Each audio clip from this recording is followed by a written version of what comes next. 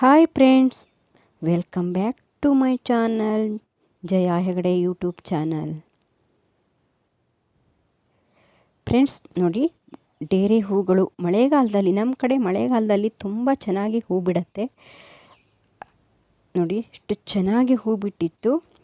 ಹಾಗೆ ನಾವು ಅದನ್ನು ನೆಕ್ಸ್ಟ್ ಸೀಸನ್ಗೆ ಯಾವ ರೀತಿ ಆ ಗಡ್ಡೆಗಳನ್ನು ಸ್ಟೋರ್ ಮಾಡಿಟ್ಕೊಳ್ಳೋದು ಅಂತ ನಾನು ಇವತ್ತಿನ ವಿಡಿಯೋದಲ್ಲಿ ತೋರಿಸ್ತೀನಿ. ನೋಡಿ, ನಮ್ಮ ಕಡೆ ಮಳೆಗಾಲದಲ್ಲಿ ನಾವು ಇದನ್ನು ಹಾಕ್ಕೊಳ್ತೀವಿ. ನಾವು ಮೇ ಎಂಡು ಜೂನ್ ಫಸ್ಟ್ ವಾರದಲ್ಲೆಲ್ಲ ಅದನ್ನು ಮಣ್ಣಿಗೆ ಹಾಕಿದರೆ ಇದೇ ರೀತಿ ಚೆನ್ನಾಗಿ ಹೂ ಬಿಡತ್ತೆ. ಅದು ಒಂದೂವರೆ ತಿಂಗಳಲ್ಲಿ ಹೂ ಬಿಡತ್ತೆ, ಚೆನ್ನಾಗಿ ಹೂ ಬಿಡತ್ತೆ. ಅದನ್ನು ಆರೈಕೆ ಮಾಡೋದು, ನೆಡೋದು ಹೇಗೆ ಅಂತ ನಾನು ವಿಡಿಯೋದಲ್ಲಿ ಎಲ್ಲ ತೋರಿಸಿದ್ದೀನಿ. ಎಲ್ಲದ್ರ ಬಗ್ಗೆನೂ ವಿಡಿಯೋ ಹಾಕಿದ್ದೀನಿ. ನೀವು ನನ್ನ ಚಾನಲ್ಗೆ ಹೊಸಬರಾದರೆ ಸಬ್ಸ್ಕ್ರೈಬ್ ಮಾಡ್ಕೊಳ್ಳಿ. ಹಾಗೆ ಪಕ್ಕದಲ್ಲಿರೋ ಬೆಲ್ ಐಕನ್ ಕ್ಲಿಕ್ ಮಾಡಿದ್ರೆ ನಾನು ಹಾಕೋ ಎಲ್ಲ ವಿಡಿಯೋದ ನೋಟಿಫಿಕೇಷನ್ ನಿಮಗೆ ಬರುತ್ತೆ. ನೀವು ಎಲ್ಲ ವಿಡಿಯೋಸನ್ನು ನೋಡ್ಬೋದು. ಹಾಗೆ ಒಂದು ಲೈಕ್ ಮಾಡಿಬಿಡಿ ಫ್ರೆಂಡ್ಸ್. ನಿಮ್ಮ ಲೈಕ್ ನನಗೆ ಪ್ರೋತ್ಸಾಹ ಕೊಡುತ್ತೆ. ಈಗ ಹೂವಾಗಿ ಮುಗಿದಿದೆ. ಈಗ ಅದನ್ನೆಲ್ಲ ನಾವು ಸ್ಟೋರ್ ಮಾಡಿಟ್ಕೋಬೇಕು. ಹಾಗೆ ನೆಲದಲ್ಲೇ ಬಿಟ್ಟರೆ ಗಡ್ಡೆಗಳು ಹಾಳಾಗಿಬಿಡತ್ತೆ. ಒರ್ಲೆ ಮತ್ತು ಹೆಗ್ಗಣಗಳು ಮತ್ತು ಬಿಸಿಲು ಮಳೆಗೆ ಅದಿರಲ್ಲ. ಹಾಗಾಗಿ ಅದನ್ನು ಹೇಗೆ ಸ್ಟೋರ್ ಮಾಡೋದು ಅಂತ ನಾನು ಇವತ್ತಿನ ವಿಡಿಯೋದಲ್ಲಿ ತೋರಿಸ್ತೀನಿ. ಬನ್ನಿ ಫ್ರೆಂಡ್ಸ್. ನೋಡಿ, ಎಲ್ಲ ಗಿಡಗಳು ಒಣಗಿದೆ. ನೋಡಿ, ಈ ರೀತಿ ಚಿಗುರುಗಳು ಇದ್ದರೆ ನಾವು ಅದನ್ನು ಈಗ ನೆಟ್ಕೋಬೋದು. ಅದು ಗಡ್ಡೆ ಆಗುತ್ತೆ. ನೆಟ್ಕೊಂಡು ಆ ಗಡ್ಡೆನ ಮುಂದಿನ ವರ್ಷಕ್ಕೆ ಇಟ್ಕೋಬೋದು. ಈಗ ನೆಟ್ಕೊಂಡ್ರೆ ಕೆಲವು ಗಡ್ಡೆಗಳು ನಾವು ಹೇಗಿಟ್ಟರು ಒಂದೊಂದು ಸಾರಿ ಹಾಳಾಗಿಬಿಡತ್ತೆ. ಈಗ ನಾವು ನೆಟ್ಟಿರೋ ಗಿಡದಲ್ಲಿ ಗಡ್ಡೆ ಆಗಿರೋದು ಅದು ಚೆನ್ನಾಗಿ ಇರುತ್ತೆ, ಹಾಳಾಗಲ್ಲ. ಹಾಗಾಗಿ ನಾನು ನೋಡಿ ಕೆಲವು ಒಳ್ಳೊಳ್ಳೆ ಜಾತಿಗಳನ್ನು, ಒಳ್ಳೊಳ್ಳೆ ವೆರೈಟಿ ಕಲರ್ಸ್ಗಳನ್ನು ನಾನೀಗ ಈ ಕಟಿಂಗ್ಗಳನ್ನೆಲ್ಲ ನಾನು ನೆಟ್ಕೊಬಿಡ್ತೀನಿ.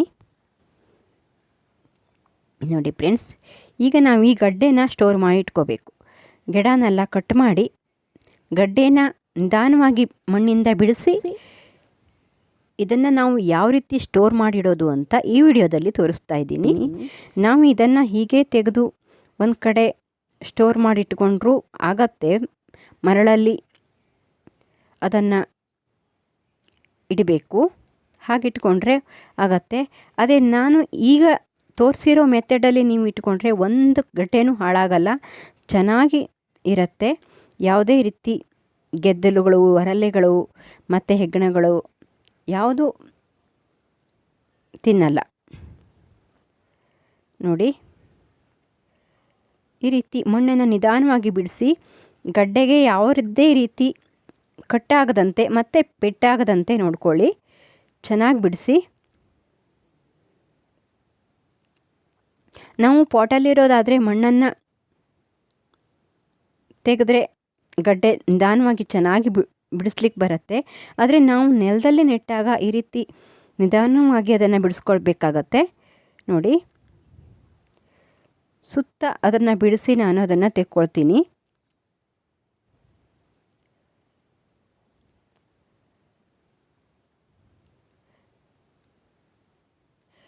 ಈ ರೀತಿ ನಾವು ಇಟ್ಕೊಂಡಾಗ ಮುಂದಿನ ವರ್ಷಕ್ಕೆ ಅದನ್ನು ಚೆನ್ನಾಗಿ ಸೇವ್ ಮಾಡಿಟ್ಕೋಬೋದು.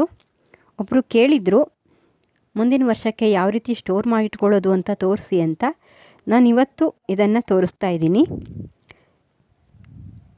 ತುಂಬ ಲೇಟಾಗಿಬಿಡ್ತು. ನಾನು ಲೇಟಾಗಿ ಗಿಡಗಳನ್ನು ಹಾಕಿರೋದ್ರಿಂದ ನನ್ನ ಹೂವೆಲ್ಲ ಮುಗಿದಿರೋದೇ ಲೇಟಾಗಿ ಆಗಿದೆ. ಹಾಗಾಗಿ ನೋಡಿ, ನಾನು ಆ ಕಡ್ಡಿಗಳನ್ನೆಲ್ಲ ಒಂದೇ ಕವರಲ್ಲಿ ನೆಟ್ಕೊಂಡಿದ್ದೀನಿ. ಈಗ ಹಾಕ್ತಾ ಇದ್ದೀನಿ, ಈಗ ತೋರಿಸ್ತಾ ಇದ್ದೀನಿ ಈ ವಿಡಿಯೋನ. ನೋಡಿ, ಚೆನ್ನಾಗಿ ಆ ಮಣ್ಣಲ್ಲೆಲ್ಲ ಫಂಗಸ್ ಆಗಿರುತ್ತಲ್ಲ, ಹಾಗಾಗಿ ನಾನು ಆ ಫಂಗಸ್ ಎಲ್ಲ ಹೋಗಲಿ ಅಂತ ನೋಡಿ ಈ ರೀತಿ ತೊಳ್ಕೊಳ್ತೀನಿ. ಕ್ಲೀನಾಗಿ ಅದನ್ನು ಕ್ಲೀನ್ ಮಾಡಿಕೊಂಡು ನೋಡಿ ಚೆನ್ನಾಗಿ ಅದನ್ನು ಗಡ್ಡೆ ಬಿಡಿಸೋದು ಬೇಡ, ಹಾಗೇ ಇರಲಿ. ಒಂದೊಂದು ಬಿಡಿಸೋದ್ರೂ ತೊಂದರೆ ಇಲ್ಲ. ನೋಡಿ, ಈಗ ನಾನಿಲ್ಲಿ ನೋಡಿ ಒಂದು ಬಕೆಟಿಗೆ ನೀರನ್ನು ಹಾಕ್ಕೊಂಡು ಒಂದು 5 ಲೀಟರ್ ನೀರಿಗೆ ಇದಿಷ್ಟು ಬೂದಿನ ಹಾಕ್ಕೊಳ್ತೀನಿ. ನಾನು ಬೂದಿ ಪಂಗಿಸೈಡ್ ಆಗಿ ಕೆಲಸ ಮಾಡೋದ್ರಿಂದ ಫಂಗಿಸೈಡು ಮತ್ತು ಫರ್ಟಿಲೈಸರ್ ಎರಡೂ ಆಗಿ ಕೆಲಸ ಮಾಡುತ್ತೆ. ನಾನೀಗ ಇದನ್ನು ಫಂಗಿಸೈಡ್ ಆಗಿ ಉಪಯೋಗಿಸ್ತಾ ಇದ್ದೀನಿ. ಇಲ್ಲಿ ನೀರನ್ನು ಹಾಕಿ ಬೂದಿ ನೀರನ್ನು ಮಾಡಿಕೊಂಡು ಆ ಗಡ್ಡೆಗಳನ್ನು ಒಂದು 5 ನಿಮಿಷ 10 ನಿಮಿಷ ಅದರಲ್ಲಿ ಇಡ್ತೀನಿ. ಎಲ್ಲ ಗಡ್ಡೆಗಳನ್ನು ನೋಡಿ ಈ ರೀತಿ ನೀವು ಯಾವುದಾದ್ರೂ ಫಂಗಿಸೈಡ್ ಇದ್ದರೆ ಫಂಗಿಸೈಡ್ ಕೂಡ ಈ ರೀತಿ ನೀರನ್ನು ಮಾಡಿ ಅದ್ದಿ ಇಟ್ಕೋಬೋದು. ಇದನ್ನು ನಾವು ಬಿಸಿಲಲ್ಲಿ 1 ದಿನ ಆದರೂ ಒಣಗಿಸ್ಬೇಕು. ನೀವು ನೆರಳಲ್ಲೇ ಒಣಗಿಸೋದಾದರೆ ಒಂದು 2 ದಿವಸ ಹಾಗೆ ಒಣಗಿಸ್ಬೋದು. ನಾನಿಲ್ಲಿ 1 ದಿವಸ ಬಿಸಿಲಲ್ಲಿ ಒಣಗಿಸಿದ್ದೀನಿ. ನಾವು ಆಲೂಗಡ್ಡೆನೆಲ್ಲ ಸ್ಟೋರ್ ಮಾಡಿ ಇಟ್ಕೊಳ್ಳೋಕ್ಕೂ ಹೀಗೆ ಮಾಡಿದ್ರೆ ಚೆನ್ನಾಗಿರುತ್ತೆ. ಹಾಗಾಗಿ ಅದು ತೇವಾಂಶ ಇದ್ದರೆ ಅದು ಸಸಿ ಆಗಿಬಿಡತ್ತೆ. ನೋಡಿ ನಾನಿಲ್ಲಿ ಬಿಸಿಲಲ್ಲಿ ಒಣಗಿಸ್ಕೊಂಡಿದ್ದೀನಿ. ನೋಡಿ ಸ್ವಲ್ಪನೂ ತೇವಾಂಶ ಇರಬಾರ್ದು. ನಾನಿಲ್ಲಿ ರಟ್ಟಿನ ಬಾಕ್ಸನ್ನು ತೊಗೊಂಡಿದ್ದೀನಿ. ಯಾವುದೇ ರೀತಿ ರಟ್ಟಿನ ಬಾಕ್ಸನ್ನು ತೊಗೊಳ್ಳಿ. ನೀವು ಒಂದು ಟಬ್ಬೊಳಗೆ ಮರಳನ್ನು ಹಾಕಿ ಹುಗಿದು ಕೂಡ ಇಡ್ಬೋದು, ಗಡ್ಡೆಗಳನ್ನು ಇಟ್ಕೋಬೋದು. ಅದೇ ನಾವು ಈ ರೀತಿ ಇಟ್ಕೊಳ್ಳೋದ್ರಿಂದ ಸ್ವಲ್ಪನೂ ತೇವಾಂಶ ಗಡ್ಡೆಗಳಿಗೆ ತಾಗದೆ ಚೆನ್ನಾಗಿರುತ್ತೆ. ನೋಡಿ ಈ ಕಡ್ಡಿಗಳನ್ನೆಲ್ಲ ಕಟ್ ಮಾಡ್ಕೊಳ್ತೀನಿ. ಈಗ ಈ ಗಡ್ಡೆಗಳಿಗೆ ಸ್ವಲ್ಪನೂ ತೇವಾಂಶ ಸಿಗಬಾರ್ದು. ತೇವಾಂಶ ಇದ್ದರೆ ಮತ್ತೆ ಅದು ಚಿಗುರಿಬಿಡತ್ತೆ. ಚಿಗುರಿದ್ರೆ ಅದು ಗಡ್ಡೆಗಳು ಕೊಳ್ತು ಹೋಗುತ್ತೆ, ಆಮೇಲೆ ಉಳಿಯಲ್ಲ, ಹಾಳಾಗಿಬಿಡತ್ತೆ ಗಡ್ಡೆಗಳು. ಹಾಗಾಗಿ ನಾವು ಇದನ್ನು ಮತ್ತು ತೇವಾಂಶ ಇದ್ದರೆ ಫಂಗಸ್ ಆಗಿಬಿಡತ್ತೆ. ಹಾಗಾಗಿ ನಾವು ಇದನ್ನು ಬೂದಿಲಿ ಒಂದು 10 ನಿಮಿಷನಾದರೂ ಬೂದಿ ನೀರಲ್ಲಿ ಅದ್ದಿ ಮುಳುಸಿಟ್ಟು ಆಮೇಲೆ ಅದನ್ನು ಒಣಗಿಸಿ ಬಿಸಿಲಲ್ಲಿ ಒಣಗಿಸಿ ನಾವು ಒಂದು ರಟ್ಟಿನ ಬಾಕ್ಸಲ್ಲಿ ಹಾಕಿ ನೋಡಿ ಈ ರೀತಿ ಸ್ಟೋರ್ ಮಾಡಿ ಇಟ್ಕೋಬೇಕು. ನೋಡಿ ನಾನು ಕೆಳಗಡೆ ಸ್ವಲ್ಪ ಪೇಪರ್ನ ಹಾಕ್ಕೊಳ್ತೀನಿ. ಯಾಕಂದರೆ ನಾವೀಗ ಮರಳನ್ನು ಹಾಕಿ ಅದರೊಳಗೆ ಗಡ್ಡೆಗಳನ್ನು ಹಾಕಿಡ್ತೀನಿ. ಹಾಗಾಗಿ ನಾನಿಲ್ಲಿ ಪೇಪರ್ನ ಹಾಕ್ಕೊಳ್ತೀನಿ. ಪೇಪರ್ ಕೂಡ ಸ್ವಲ್ಪ ಏನಾದರೂ ತೇವಾಂಶ ಇದ್ದರೆ ಪೇಪರ್ ಕೂಡ ಹೀರ್ಕೊಳ್ಳುತ್ತೆ. ನಾವು ಇಲ್ಲಿ ಮರಳನ್ನು ಕೂಡ ಒಣಗಿಸಿಟ್ಕೊಂಡಿರಬೇಕು. ಮರಳಲ್ಲಿ ಕೂಡ ಯಾವುದೇ ರೀತಿ ತೇವಾಂಶ ಇರಬಾರ್ದು. ನೋಡಿ 1 ಲೇಯರ್ ನಾನು ಇಲ್ಲಿ ಮರಳನ್ನು ಹಾಕ್ಕೊಂಡಿದ್ದೀನಿ. ಈ ಮರಳಲ್ಲಿ ನಾವು ಗಡ್ಡೆಗಳನ್ನು ಇಡಬೇಕು.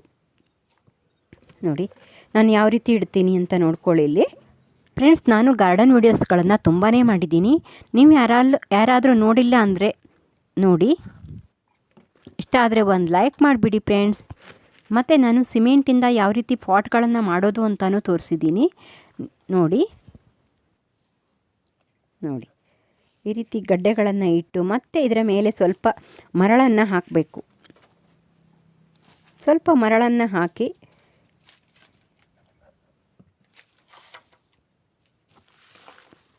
ನೋಡಿ ಸ್ವಲ್ಪ ಅದು ಕಾಣದೇ ಇರೋ ಹಾಗೆ ಸ್ವಲ್ಪ ಹಾಕಿದರೆ ಸಾಕು. ಮತ್ತೆ ನಾವು ಇದರ ಮೇಲೆ ಪೇಪರ್ನ ಹಾಕೋದಿದೆ.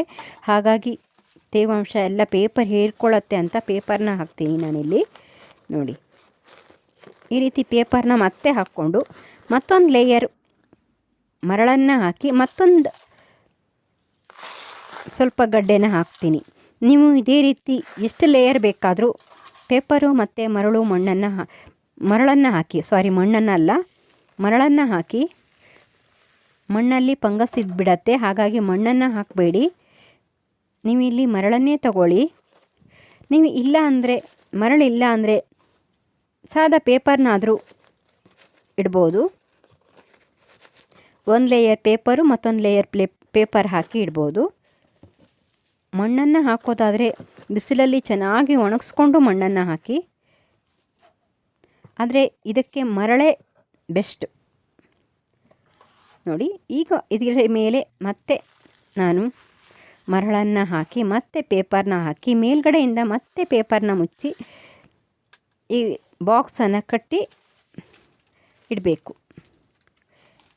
ಹೇಗಿದೆ ಅಂತ ಮುಂದಿನ ಸೀಸನ್ಗೆ ನಾನು ಇದನ್ನು ತೋರಿಸ್ತೀನಿ. ತುಂಬ ಚೆನ್ನಾಗಿರುತ್ತೆ. ನಾವು ಒಳ್ಳೊಳ್ಳೆ ಕಲರ್ಸನ್ನೆಲ್ಲ ಈ ರೀತಿ ಮಾಡಿಟ್ಕೊಂಡ್ರೆ ಮುಂದಿನ ವರ್ಷಕ್ಕೆ ಸೇವ್ ಮಾಡಿಟ್ಕೋಬೋದು. ಕೆಲವು ಕಲರ್ ಮಣ್ಣಲ್ಲೇ ಇದ್ದರೆ ಹಾಳಾಗಿಬಿಡತ್ತೆ, ಮತ್ತು ನಾವು ಹೇಗಾದರೂ ಇಟ್ಟುಕೊಂಡ್ರೆ ಹಾಳಾಗಿಬಿಡತ್ತೆ. ಮತ್ತು ನಾವು ಹಣ ಕೊಟ್ಟು ಅದನ್ನು ತರೋದು ಮತ್ತು ಯಾರ ಹತ್ರಾರು ಕೇಳೋದು ಅದೆಲ್ಲ ಬೇಕಾಗಲ್ಲ ಅಲ್ವಾ. ನಾವು ಈ ರೀತಿ ಸ್ಟೋರ್ ಮಾಡಿಟ್ಕೊಂಡ್ರೆ ಒಳ್ಳೊಳ್ಳೆ ಕಲರ್ಸ್ ನಮ್ಗೆ ಸಿಗಲ್ಲ. ನಾವು ಹಾಗೆ ಇಟ್ಬಿಟ್ರೆ ಹಾಳಾಗಿಬಿಡತ್ತೆ. ನೋಡಿ ಈ ರೀತಿ ನಾವು ಅದನ್ನು ಸ್ಟೋರ್ ಮಾಡಿ ಇಟ್ಕೋಬೇಕು. ಮತ್ತೊಂದು ಲೇಯರ್ ನಾನು ಇದನ್ನು ಮರಳನ್ನು ಹಾಕಿ ಮತ್ತು ಗಡ್ಡೆಗಳನ್ನು ಇಟ್ಟು ನಾನಿಲ್ಲಿ ಒಳ್ಳೊಳ್ಳೆ ಕಲರ್ಸ್ನ ಮಾತ್ರ ಈ ರೀತಿ ಇಟ್ಕೊಂಡಿದ್ದೀನಿ. ಮತ್ತು ಇನ್ನೂ ಕೆಲವು ಗಡ್ಡೆಗಳನ್ನು ನಾನು ಒಂದು ಟಬ್ ಒಳಗೆ ಮರಳನ್ನು ಹಾಕಿ ಇಟ್ಕೊಳ್ತೀನಿ.